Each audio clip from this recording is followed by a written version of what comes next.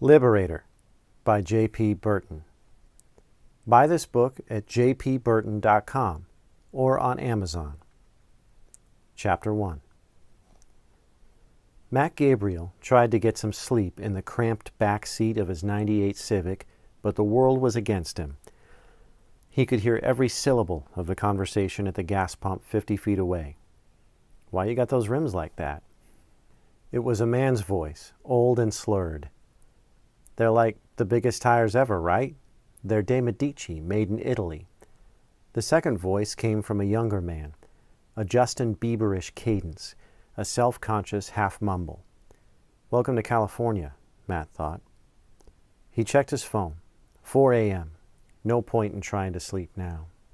Yesterday, Matt, ignoring all requisite texts from his family, had celebrated his 23rd birthday alone on the road. His birthday present to himself was a new life, the opportunity to leave Chicago, a job working for someone named Conagher in San Diego. He'd packed his bag in 20 minutes, quit his part-time job at Walgreens via text, and bowed out. He was out of the house, away from a family of hypocrites so awful they'd killed his faith in God. No family, no church, nobody telling him how to be saved from his sins. Exactly where he wanted to be. Better than that, he had a shot at doing something decent with his life. 6 months ago, he was quietly and honorably discharged from the Air Force after 10 weeks and was desperate to prove himself. He'd tried to get on at Langley, Quantico, any place he could work for the government and saved lives. No dice. Thanks to some horrible mistakes, not even his own but his dad's, he was currently persona non grata. Until Conagher.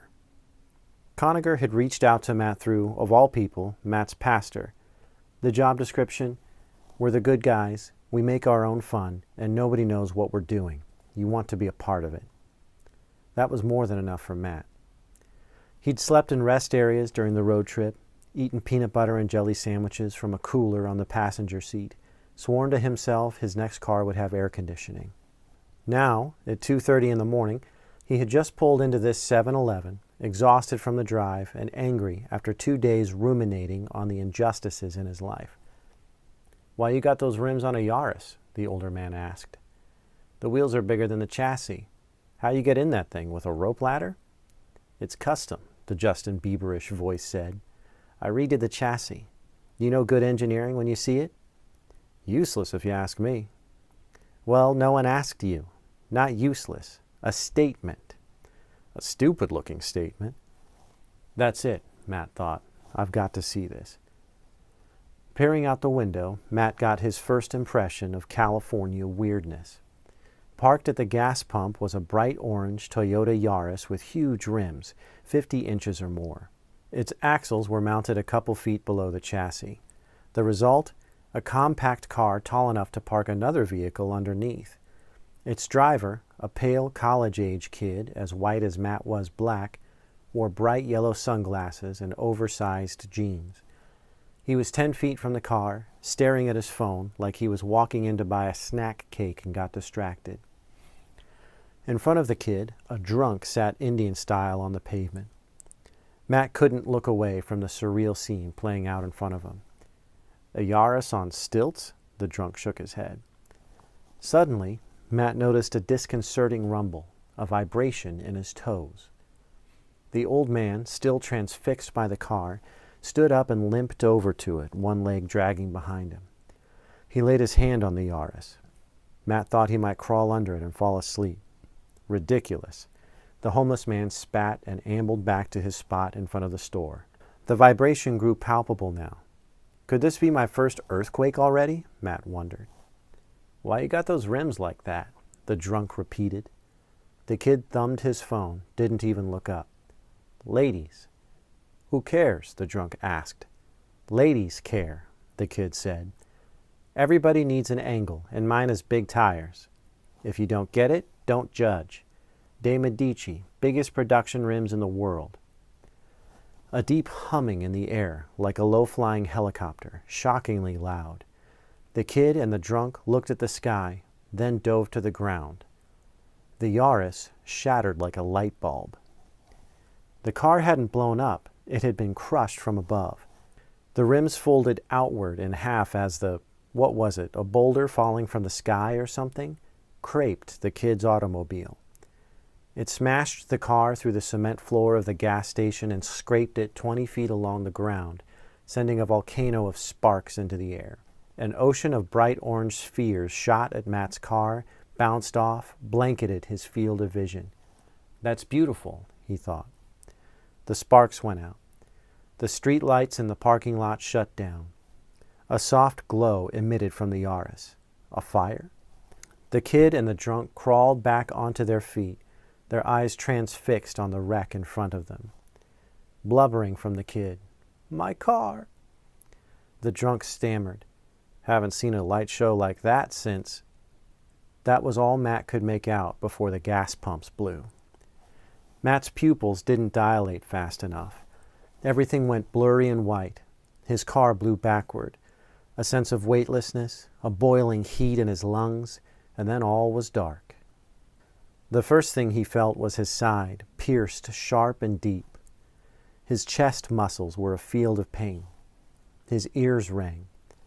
After what felt like a day, Matt sat up. Quickly as he could manage, he got out of the car. His right leg was in pain, but he could walk okay. The scene was a mess.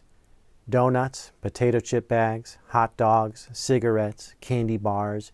The store had vomited its contents onto the street. He caught one of those inconsequential details you remember with perfect clarity after a crisis. At his feet were a dozen copies of the gossip magazine Gloss. The cover, middle-aged aristocrat/reality show star Emily Charterling with the headline, "Hey!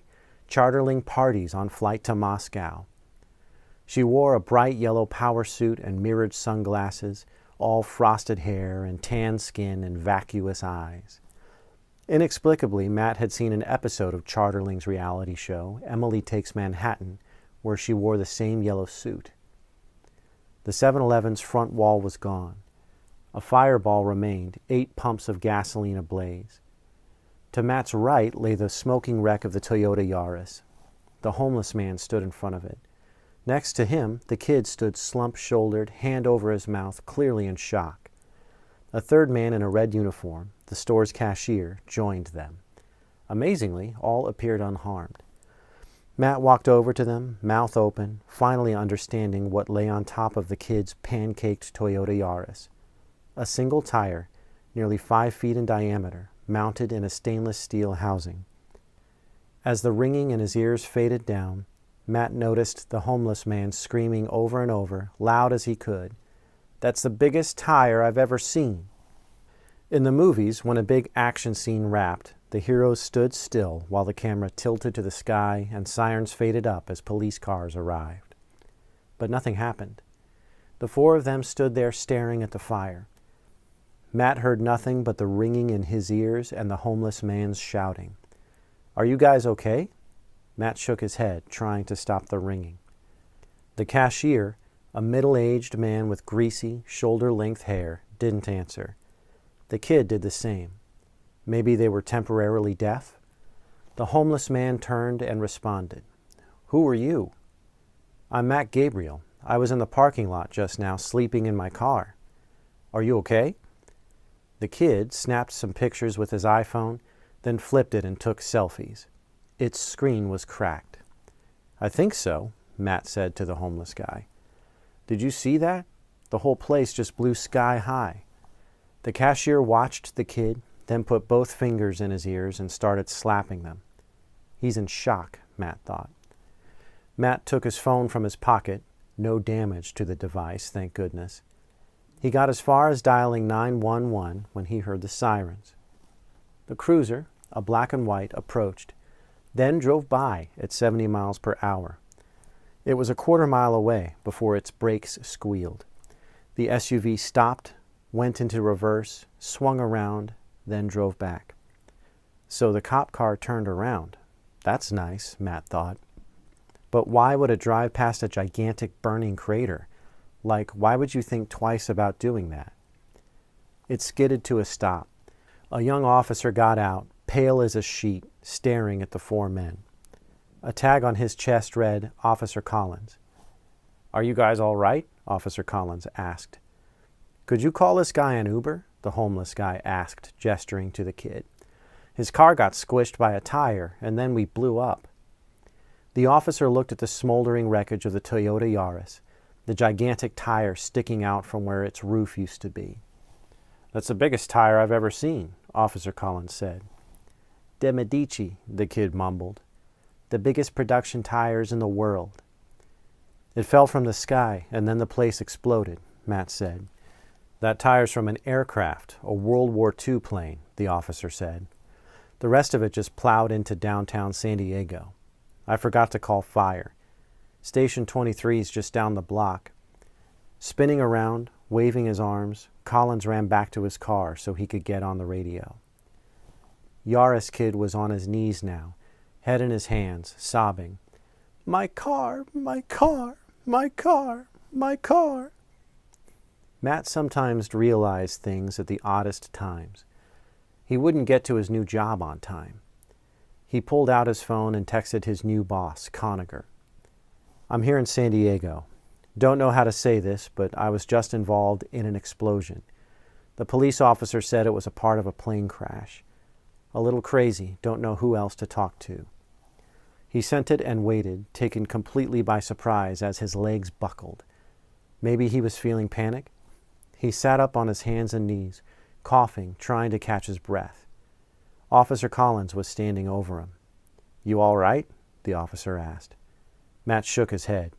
His mouth tasted like Egg McMuffin. His phone vibrated. It was from Sam Conagher. "There in 10, on my way." Then, a second later, "Looks like we're throwing you in the deep end." And Matt lost his dinner. End of Chapter 1. If you enjoyed this recording and want more, consider purchasing the book in print or on Kindle at jpburton.com. You can also buy it at amazon.com at the link below this video. Thank you for listening.